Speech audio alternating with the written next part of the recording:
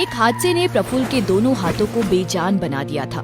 तब से ही बन्नी बड़ी मुश्किल से नारियल पानी बेचकर अपना घर चलाती।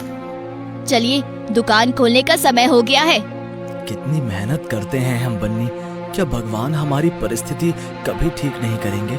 पता नहीं क्या है छबीली के नारियल पानी में जो हमारे में नहीं है। मुश्किल से एक दो ग्राहक ही बन्नी के ढाबे पर आते थे, क्योंकि सारे ग्राहक बन्नी के ढाबे के सामने बने छबीली के ढाबे पर ही चले जाते थे। पर फिर भी दोनों बहुत मेहनत से नारियल तोड़कर लाते अपने घर को चलाने के लिए। दोनों ढाबे को पूरे मन से फिर से खोलते हैं, इस उम्मीद में कि आज ग्राहकी अच्छी हो। यहाँ वहाँ मत जाओ, बन्नी का नारियल पानी पियो और तरोताजा हो जाओ। अरे बन्नी भाभी, एक ग्लास नारियल पानी पिलाओ तो। जब तक आपके हाथ का नारियल पानी गले से नहीं उतरता शरीर को चैन ही नहीं आता।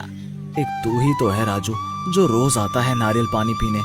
बन्नी राजू को नारियल पानी दे ही रही होती है कि तब तक अचानक एक साथ बहुत सारे ग्राहक उसके दुकान के आगे लाइन लगाकर खड़े हो जाते हैं।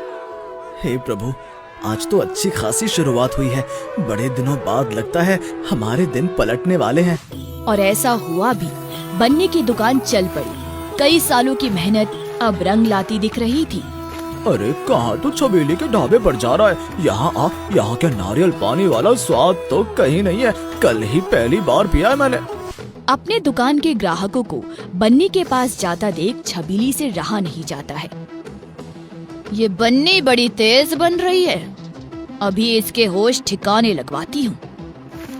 छबीली छुपकर बन्नी के ढाबे पर जाती है और उसके नारियल पानी में नमक मिला देती है। उसके कुछ ही देर बाद एक आदमी नारियल पानी का ग्लास फेंकते हुए कहता है, अच्छी ये क्या है? पैसे लेकर उल्लू बनाते हैं लोग। गलती कर दी यहाँ आकर। प्रफुल्ल उन्हें रोकने की बहुत कोशिश करता है, पर उस कस्टमर को रोक ना सका। उसे देखकर वहाँ बैठे सभी कस्टमर चले जाते हैं। बड़े खुश थे तुम लोग क्यों? कैसा लगा? हाँ, क्यों कर रही हो तुम ऐसा? हमने क्या बिगाड़ा है तुम्हारा? तुमने ही मेरे नारियल पानी में नमक मिलाया था। हाँ, अब मेरे सामने कोई आगे बढ़े ये मैं कैसे देख सकती थी? कल से ढाबा तुम लोग नहीं खोलोगे, समझे? बन्नी, तुम इसकी बातें मत सुनो, डरने की कोई जरूरत नहीं है। इतने में ही छबीली अपने गुंडों को आवाज लगाती है, रंगा, इन लोगों के जरा होश ठिकाने लगाना तो। रंगा प्रफुल्ल को बहुत बेरहमी से पीटता है। क्यों मार रहे हो मेरे पति को? क्या बिगाड़ा है हमने तुम्हारा? अभी तो कुछ किया ही नहीं है। कल अगर ढाबा खुला देख लिया तो तेरे पूरे परिवार की यही हालत होगी। बन्नी और प्रफुल्ल बहुत डर जाते हैं और रोते हुए नारियल के पेड़ के नीचे बैठ जाते हैं। याद है आपको, ये 3 नारियल के पेड़ 8 साल पहले हमने लगाए थे। आज कितने बड़े हो गए हैं, कितने शुभ भी है।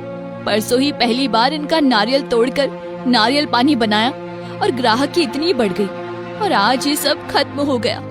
ये काम अब बंद करना पड़ेगा बन्नी। वो लोग हमें पेड़ों से नारियल तोड़ने भी नहीं देंगे और ये हमारे पेड़ बहुत छोटे हैं। कितने ही नारियल दे पाएंगे हम?